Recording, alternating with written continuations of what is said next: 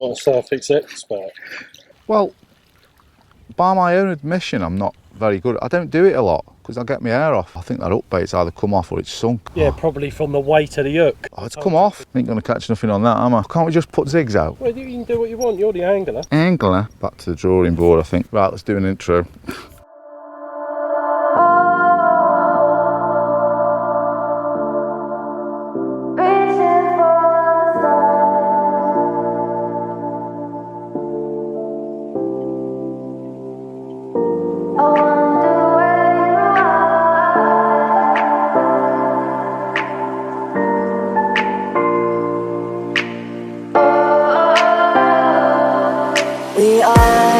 We are dreaming in the dark. We are nothing more than dust. Search but you stay lost. And welcome to the home of carp fishing indeed. We're in Yorkshire, or Yorkshire, as people may say. We are at Poolbridge Farm and we're on the Q Lake. Yes, that's the part you always show. Boring. No, Yeah. no, I thought you meant I was boring. No, Oh, sorry, I forget we're boring. we're interacting, aren't we?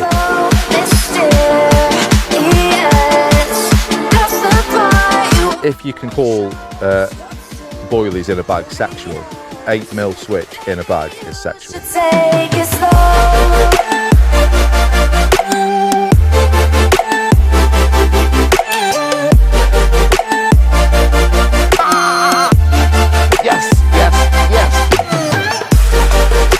I ain't picking it up. I ain't picking it up. Did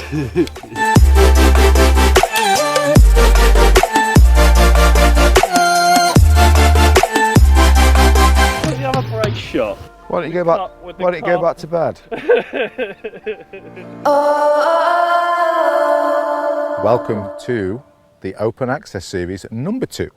So yes, we now have a name. Even though me and Doris behind the camera initially thought, oh, open access around, something around like that would be a good idea.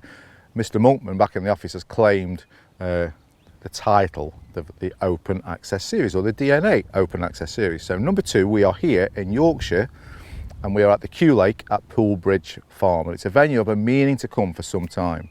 Now, it's called the Q Lake because of the shape. Basically, you walk across a bridge and you fish off an island, which is where we are now. Now, underneath that bridge are 2 huge 4-foot concrete pipes and the fish can just go backwards and forwards all they like. There's probably 200 to 300 carp, so we're told, in here. And we were going to open this piece by saying good evening because it is evening. We've had a very frustrating day. We started fishing about 11:30, something like that. And there's quite a few down in Peg 1 that looked up for a mixer. Now, I will start by saying that I am not the most proficient angler at catching them off the surface, and I've learned quite a few things today, much to Mr. Morrissey's amusement. Now, we got a few going. They were really shine off the 12mm beta stems that we put in. So we put a few 6s in, that got a bit more of a response, and then the fish just drifted away. So we came up here, to which is where we are now, in Peg 7. Now, in Peg 7, there's a bay that's cut away. You imagine when the lake was cut, these bays, there's 3 of them dotted around. This is one, there's one on either side. Now these bays are shallower than the rest of the lake. The rest of the lake's probably 7 to 8 foot deep. Not many features, but the bays are considerably shallow. So it goes up the shelf and then it's probably 2 to 3 foot, but they are snided with thick weed. So in between the thick weed and the reeds, there's a channel that runs all the way around that the fish patrol. And at the moment, I've got a rig in either one on each post. And I've got an 8-foot zig, sort of where we're seeing the fish cruising. So if I'm honest, it feels, I wouldn't say soulless is the right word because they're known spots that do bite. And I've just got a couple of little raspberry wafters on there, little German rig and a little bag of crayfish mini mix just over the top. The standard approach that worked for me at Marrington. And the only bait I bought loads and loads of mixes. I bought loads of beta stems in 6 and 12s. I've glugged them up massively with the tuna oil, probably too much oil because it keeps going all over my hands when I'm putting them in the catapult, which is a bit of a schoolboy error with my OCD. But we had an opportunity early, probably a couple of hours ago, and they were absolutely pack-manning on the 12mm. We hardly needed any 6mm to get them going. My gut instinct is telling me to go and set up in Peg 2 and fish. We saw so many fish there on the surface, I thought, you know, it kind of felt a bit alien and a bit soulless to come back up here and fish in Peg 7.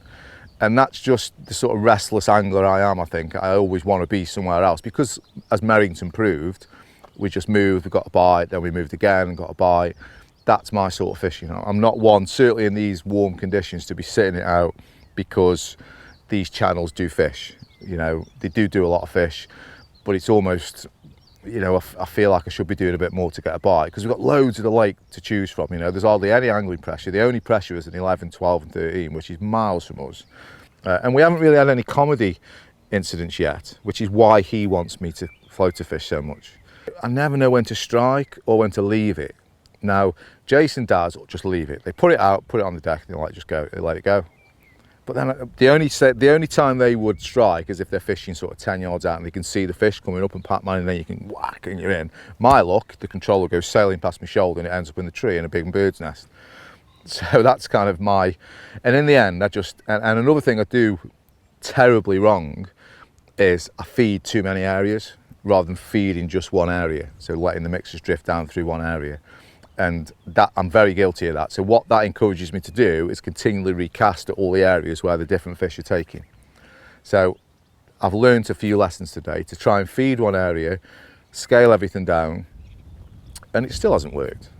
But in all fairness, we haven't had a great opportunity up till yet. So we're going to keep our fingers crossed that this wind dies off a touch, the sun drops down, and we can hopefully nab a couple before bed.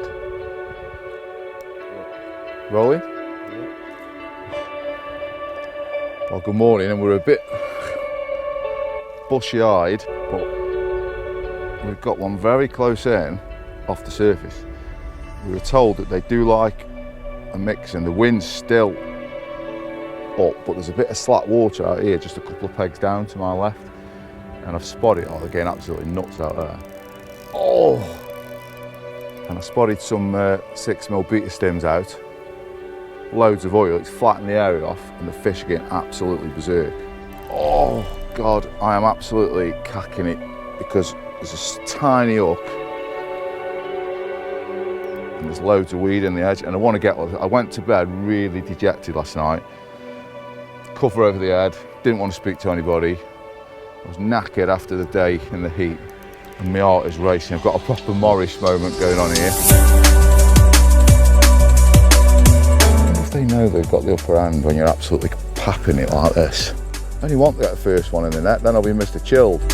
Well, probably won't be Mr. Chilled. Oh, they're in the tree. I think I've definitely perfected this floater fishing log. Yeah, here we go. So if anybody wants surface tuitions, you can contact me on Facebook via Messenger or on DM on Instagram. See, that worries me, that bubble float just bouncing around. I know you're not listening because you think I'm absolutely still useless at surface fishing.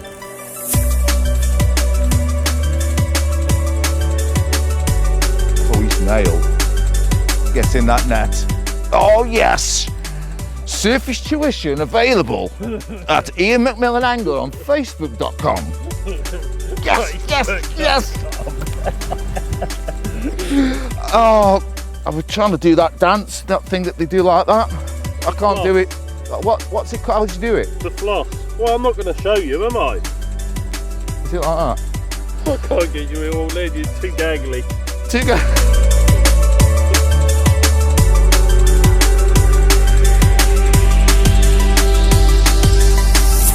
Oh, I didn't press record. Oh.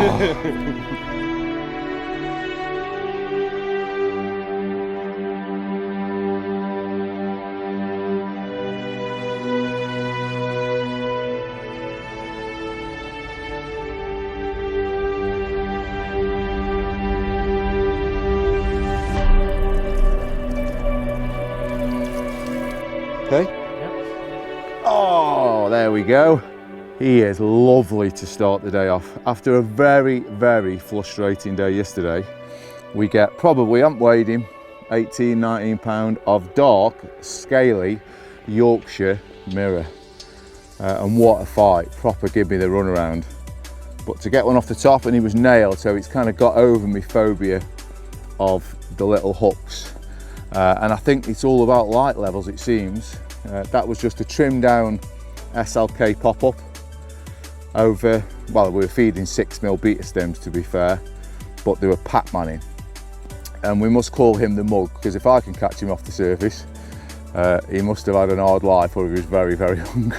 But he's very, very welcome. But what a carp. Just, my heart was racing. My heart's still beating even older than him now, so let's put him out of his misery and get him back home, mate. Mega.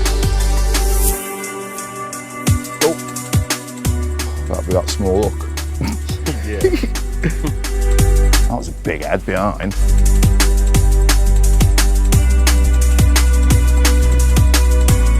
Oh, that was close.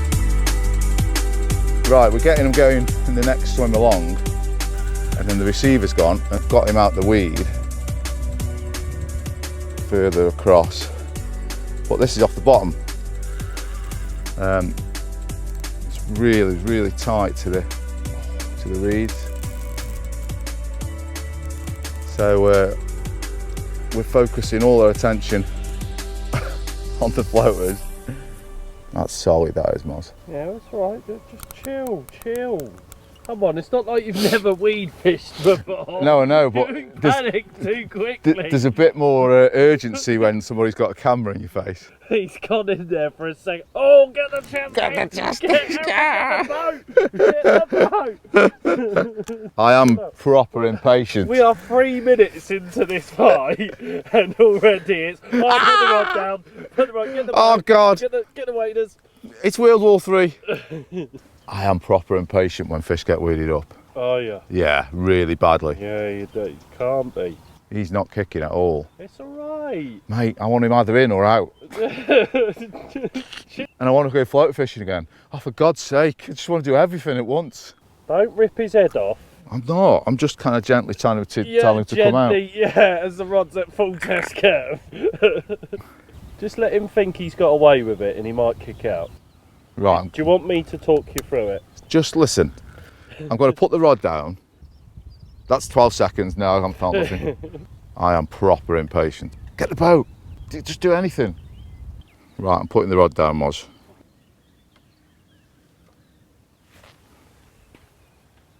Now we wait. How long do we wait? I don't know. Well, you're the bloody weed expert. We wait until he gets out. Can we go float fishing now then? No. We'll try a different angle. That's where I'm going to. Oh, yes, come on, baby. He's kicking. Look, Traditions with weed fishing. I've often found with weed fishing that if you just put the rod down, can you go and pass me the net, please? No. Well, hang on a minute. I am not your gilly. He's gone back in the bloody weed now. Mate, please go and get the waders for me, or I'll go and get the waders. What size are they? Probably 3s, knowing you. Now, I don't want none of this. Oh, just go a bit further. Just go a bit further. Oh, yes, cool, yes. Come on. We have contact.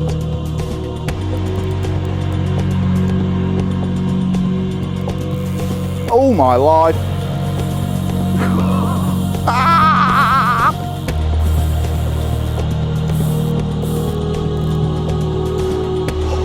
Oh God, I've got him from round the pole in peg 12 and he's over the bar. Oh, it's a fish of, oh.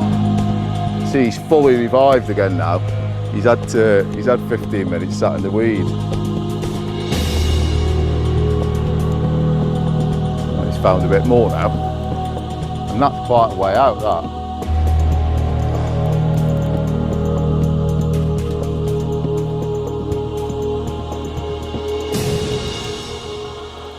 That ain't moving, Moz. Well, that's been just over 3 hours of my life. I'm never going to get back. We had an absolute debacle with the weed. Well, we got it out of 3 weed beds. We were going to get the boat. And then as Mozza's running down to get the boat, it comes out and it dives into another thick weed bed that was literally just out of chest waded sort of reach. And in the end, the line went. And he was obviously saying, oh, don't pull too hard, because he thought that was on a zig. It was on the bottom. It was just on a little bag of little crayfish pellets with a raspberry little wafter. And whilst I think I would probably get another bite off that spot, there's a lot of fish in the bay in peg 4. And then I think I'm going to move into peg 4. We're going to put all the gear on the barra and then move into peg 4. Because the wind is absolutely piling down into peg 1. I've not seen nothing down there, and it's way too windy for surface fishing. So I am gutted that I lost that fish, because that would have been sort of 2 in an hour. And mysteriously, me and Mozza had the same conversation this morning. There was some proper strange noises coming from between me and him. It was ridiculous, wasn't it? I thought it was him, like kept hearing like a tapping noise, and I thought, what's the idiot doing? And you think, do you know what? Simo was quite within his right to call him all the names he does, because I thought he's a clown. He's just doing something to annoy me. And obviously he was thinking it was me. And he's going, there was deer and boar and like badgers. And then he said, he kept hearing the old, there's an otter fence, electric, well, I presume it's electric. And he kept hearing that going twang, obviously, so it's like alive around here. I'm kind of glad I'm on an island. But obviously that didn't stop, because it was between, and I thought, that's him. He's an idiot. What's he doing? And he was thinking, oh, that stupid Chinese fool next to me. It's him. He's doing stuff to intimidate me. So, don't know what was going on in the bushes, but it was a bit, well, it wasn't scary, but really muggy night. The cloud come over. It's perfect now. You can't help but think that I'm only getting the odd few fish taking the beta stem pellets in the slacker water. If the wind had just died off a touch, I think you'd get them going sort of pretty much anywhere. But this weed, that weed was absolutely savage. Like you saw, I was over the top of, right over it, and he's thinking, like, it's only a 2 3/4 pound rod, so it looked a bit more savage than it actually was. And normally, if you go in a boat, I just tend to grab the line, you tweak them out, and it just pulls them out. But that wasn't budging. It obviously, I was playing it in, it just dived in like that. So the more I was pulling, it was just pulling it further in. It was a bit gutting after sort of so long of faffing around, but I'm not happy. I'm not happy in peg 7, to be honest. So I think I'm going to go in peg 4, and then possibly go in 1 or 13, or the wind's lovely. So we will have a little move, catch you probably in a little while in a different swim.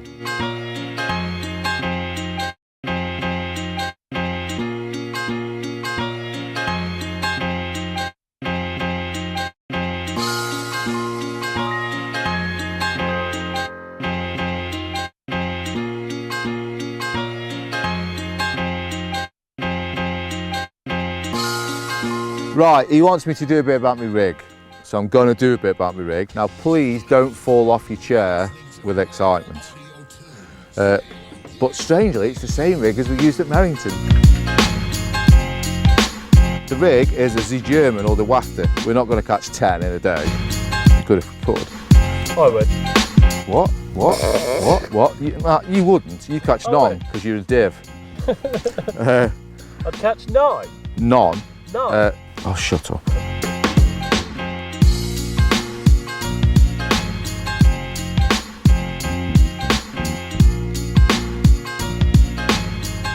I'm a bit paranoid, bit of a schoolboy error. You can buy from DNA like these little intense boosters. Man, boost, I reckon I could run my van on a little jar of it for a week. Of course, I'm smelling it thinking, oh God, that's lovely, that is. So I'll give them a liberal dose. Jesus Christ. I open the lid on my raspberries and it sort of takes my breath away. A bit like I did with women. Well, a long time ago, maybe.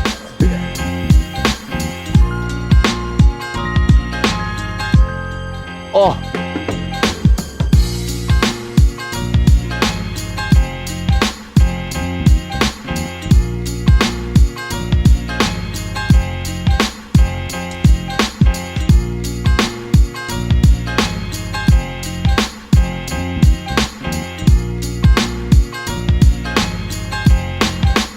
Okay, it's 1:15 and we are a bit stumped, if I'm honest. We have we've had a bit of a debacle with that weed. We've had 3 bites so far and we've landed 1 fish.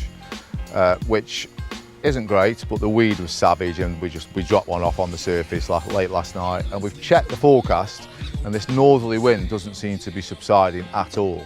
So we may not even get the chance tonight to have a little go on the surface. So we're in peg 4, and what we're going to do, the wind is hacking down into peg 1 and 13, which is either side of the bridge. So we're going to chance her on. We haven't really seen a lot in peg 1, but the wind is tanking in there. And Craig, the bailiff, has just said, you know, they do like to follow the wind. So it's more of a opportune situation, if anything, that we're going to reel the rods in. We know all the wraps here in peg 4. If we want to come back here a bit later and do the night here, or possibly do the night in 13, we're not quite sure yet. But we're just going to reel them in, and we're just going to fish bags just for a couple of hours, just to see if we can just nick something that may be drifting around down there on the bottom of this swing. Oh, cracks! Just seen a mid-20 ghosty just by them reeds.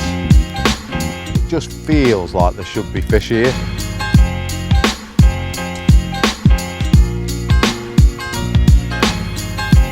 Does feel good down here, doesn't it? Slightly misjudged it, put it in the reeds.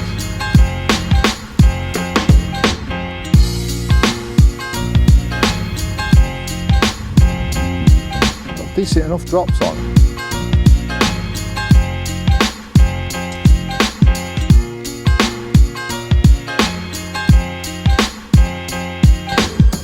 Rolling?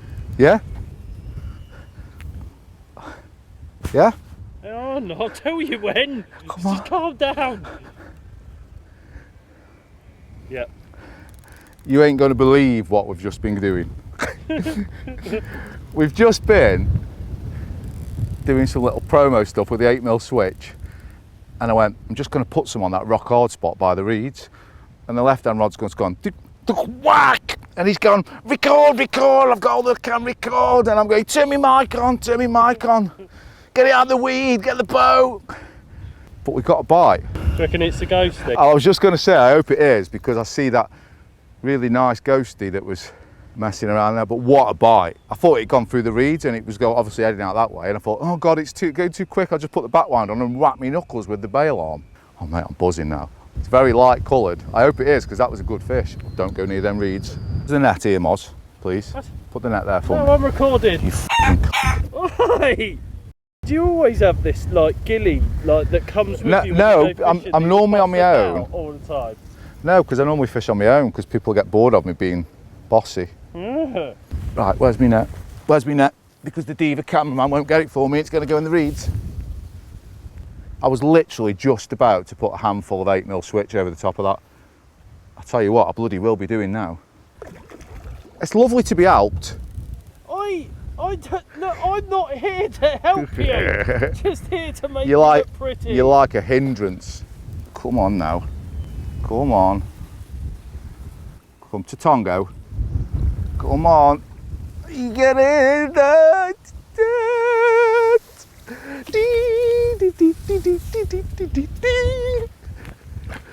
Yes! Boom! That didn't suit me, did it? 47-year-old man saying boom. I know what I should say. You know what I'm going to say? Bosh! Yes! Yes, yes, yes. High five. High five. Good man.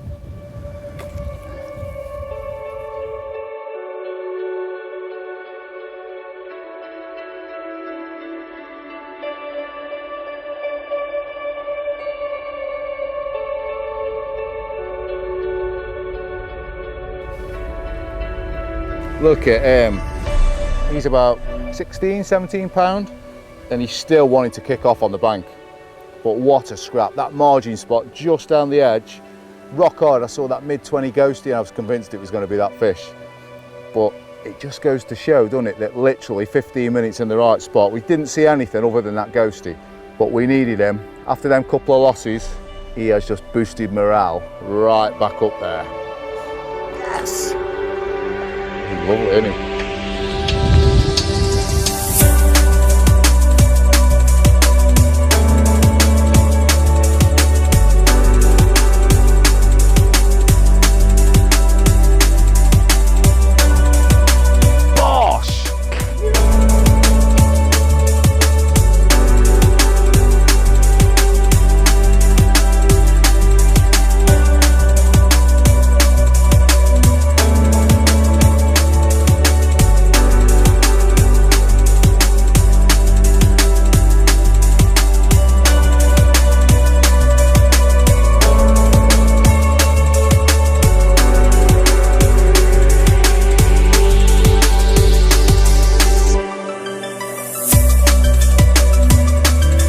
trying to do.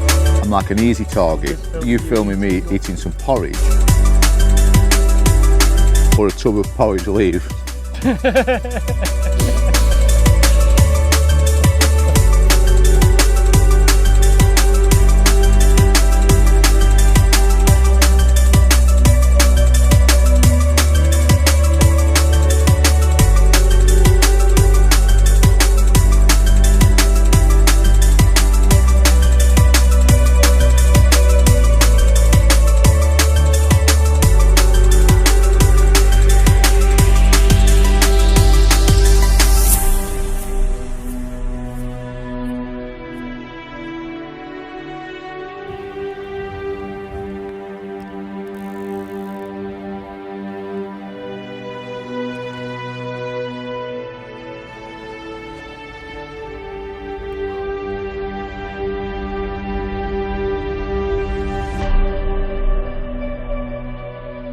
Little beauty. He's a bit rough to touch. Mozza tells me he's a male. I reckon he's about 18, 19, but jet black on the top and lovely golden common scales underneath. But what a difference a few hours make. The last fish we had, it was lovely and sunny, and now it's gone a bit cooler. The wind's still hacking down here, but now we've got all 3 rods really, really close in, literally underarm, bottom of the shelf. I keep seeing a few just drifting through, and we were so tempted to move into 13, but this has obviously made the decision to stay in 1 a lot easier. It feels like I'm doing it on my own terms now. Nobody really fishes peg 1, and I'm sure if they do, they don't fish them all close in like this. Literally, like I say, 10 yards out, bottom of the shelf. But he is magical, and he's made the decision to stay in swim 1, an easier one to make.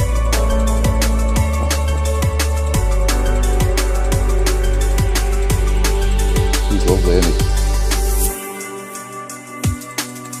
Who'd have thought fishing was so tiring, eh? This, I think, is the first time in 30 hours that we've settled, and I guess that's because we've had a few and lost a couple, but I'm sort of finally fishing on my own terms, if you like. We ummed and ahed whether because we came down to peg 1 and we got that bite out the edge. And we thought, oh, we're going to get a few bites here as they're sneaking through that bridge. And then no more bites, and then I basically pulled them all in short, literally 10 yards out. And then the middle one went with that mega dark common. So that was the decision made. We were just about to probably go and move in peg 13 because it'd been doing bites the last few days. But it just felt, it just didn't feel the one. It felt a bit soulless, if I'm honest. Like you were just jumping in because someone else had a few bites off certain spots. So this feels like a bit of me. Rods are really far back. The bivvy's probably 15 yards away from the rods. I'm trying to keep back. The rod, super slack lines, there's hardly any weed here. So I'm just nicking them as they're coming through. So I've just, it's literally an underarm, feel it down, bump. And then I've probably spread 3 to 4 handfuls of 8mm switch just behind the rigs. And I've seen a couple of fish already show. That kind of gut feeling this morning or this afternoon to move down here into peg 1 has paid off. But we're absolutely whacked, me and him. That's why this is probably not so banterous as it normally is, isn't it, Moz, really? Because we're both a bit like that now. Oh, God, can we just go to sleep and eat some food and go to sleep? But it's been good, but we've had to work hard. The weed one this morning was pretty tough to take. What have you done? Told you we should have got the boat. Oh, he says, go in and just try and move some of the weed with the landing net pole. I didn't say yank the line though, did I? I didn't yank the line. I'd held the line. It's cut you, innit? No, it's not cut me. I'll cut you in a minute, son. So I'm happy. The thing is with these shoots, it's not all gravy where you just come out and you just, I've said to Moz, I said, can we just pick a couple of venues where we can get a nice swim, get on a few and catch them. We haven't got to run around like headless chickens, because we have done that today in a different way that we did at Merrington. I know we moved a couple of times, but we weren't bogged down with 2 buckets of floaters and a 5 kilo bag of switch and a marker and a spard and all the rest of it. It was easy. Just grab a couple of rods, a couple of bags and go. The issue you've got here is you can't just chuck it and chance it because of the weed. Jason, who knows the water very well, he said if you do 48 hours, if you can get 4 or 5 bites, he says you've had a good session. A lot of people don't do that here very often, so we're happy. I think now it's the elation of being able to relax, thinking if we get another bite or 2, then it's a massive bonus. But it's now the joy of relaxing and almost getting like, can we curl up and die now? You can tell there's no banter because he's just sitting there behind the camera going, listening to me rabbiting on. It's like it's like a church speech. It's like a church speech. This is how we feel, though, isn't it? It's don't get me wrong. And what we tend to do is because we're quite full on. The Merrington one was such a buzz and we had loads of banter, but to be fair, we were sort of in one swim a lot more than we've been here. So it's been flat out, because yesterday we didn't get much footage because we were chasing them around on the surface. And today we've chased them around on the surface and on the bottom. So, but we have got lots more footage today, thankfully. You don't want a 10-minute film of me and him talking about, he's got me on the porridge leaves again. So he's got me on that. So I guess throughout the series you are going to get episodes where there's more banter than others, because there'll come times where you haven't got to chase around on the surface because the conditions aren't right, or surface fishing is banned because it is banned on some waters. So you're going to get a mixed bag of everything. I think you're going to get some episodes where there's probably not so many fish caught, but you're going to get loads and loads of banter and loads of times where he's making me mess up. But he hasn't necessarily got his wish where he wanted to completely embarrass me on camera about surface fishing, because I think I've learned off a couple of better surface anglers over the last couple of days. So he hasn't got that chance. So I'm hoping that the wind picks up and I don't have to cast the controller out, so he doesn't film me messing it up. But it's been good. It's been enjoyable, tiring, but very good. So we've got to have some food. We may see you before dark, or in the dark if we get another bite. If not, we shall see you in the morning, where we're bright-eyed and bushy-tailed.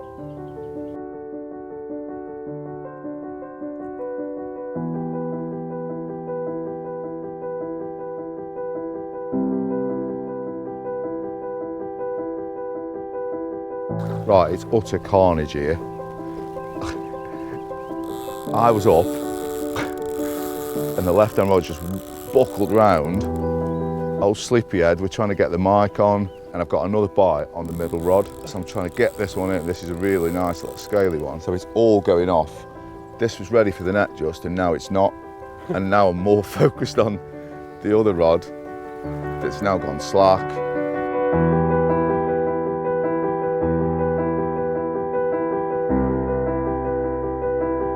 It's utter chaos. We want him in the net, which he is. Right, we're going to leave him there and see where this other one is. Oh God. Oh, there he is. Boom. Oh my God. Oh no. There was some big carp showing there, and that's a bloody tiny little kitten. I ain't touching that. You are. No way. You are. I ain't picking it up. You are. I ain't. No way. Oh dear. They're taking mixes out there. Let's concentrate on them. It's not even a catfish, it's like a kitten. I mean, it is comical having a double take, because you absolutely pap yourself, don't you? Because even though I knew I was attached to a carp and it was a really nice one, you always want to pick the rod up that's going, because you don't know what it'll be. And I thought, oh yeah, right, we've got the other one in. But that bloody thing, it's not even a cat, is it? It's not even a kitten. It's a mitten. I was just going to say that. It's a mitten.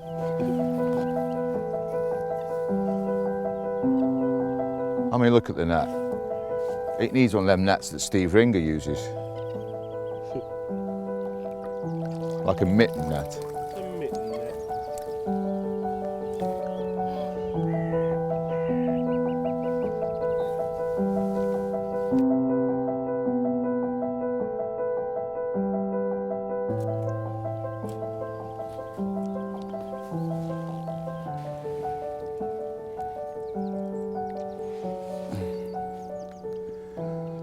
What a way to start a morning. Slightly less carnage would have been nice, but they're proper angry and they scrap like you wouldn't believe. And they're all different, they're all mint condition. It's a real testimony to the Q Lake here at Poolbridge Farm. But what a way to start the morning. We're coming to the end now, so this may be the last bite. We might get another chance down the edge again, but we have made a load of racket. None more so than Mr. Morris laughing at me, trying to get me to hold a catfish. Not on your life. But he is mint. Lovely, lovely carp.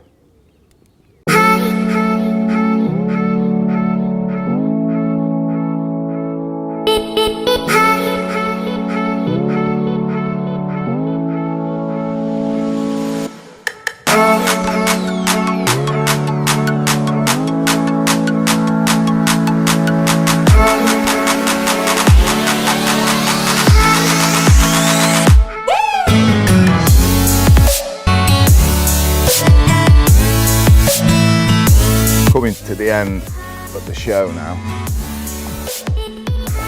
Oh, get out them reeds. He's a little scaly one. And it's that rod off the end of the reed. I'm definitely nicking them as they're coming under them tunnels through the pipe. We got that live, the camera was rolling. So you'll have seen the rod absolutely buckle right round to the left. It's only been back out that about half an hour. Oh, he's really scaly. He is lovely. Look at that net was. Right, come on, you are absolutely beautiful. Oh.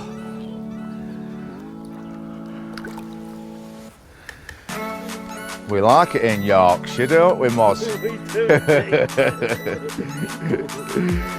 That will do nicely. Oh. Apart from the fact that I was drying my sling and my mat out and my nets and everything's got wet again now. Oh, small price to pay. Small price to pay. He has absolutely blown me away. And now you can see why. What a carp. He is probably 12, 13 pound, but I don't care. He is scale perfect. And it's a fitting way to end this month's episode of the DNA Open Access Series here at the Q Lake. Varied tactics, a bit of stim floaters, got them going absolutely garrety, but the wind has really been against us.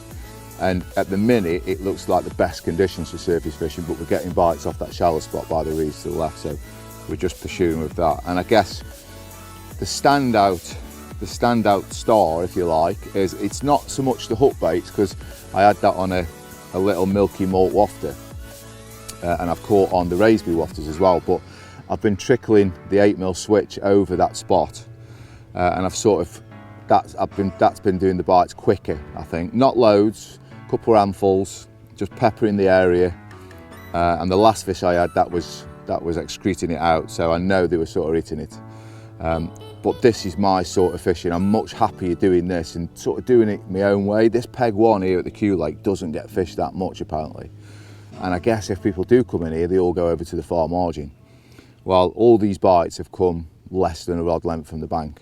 So that's us done from sunny Yorkshire. It has been sunny actually. I never thought they got sun in Yorkshire. I thought there was like a zone that they didn't get it. I thought that's why they wore a flat cap, to keep the rain off them. But there you go. See you next month. Oh, hold on a minute. What about the one that I had? Biggest fish of the session, you. No, that was after dark. You can't count that. Are we filming? We are filming. Put it back. Go on. Go on. You're soaked down there now. Wicked.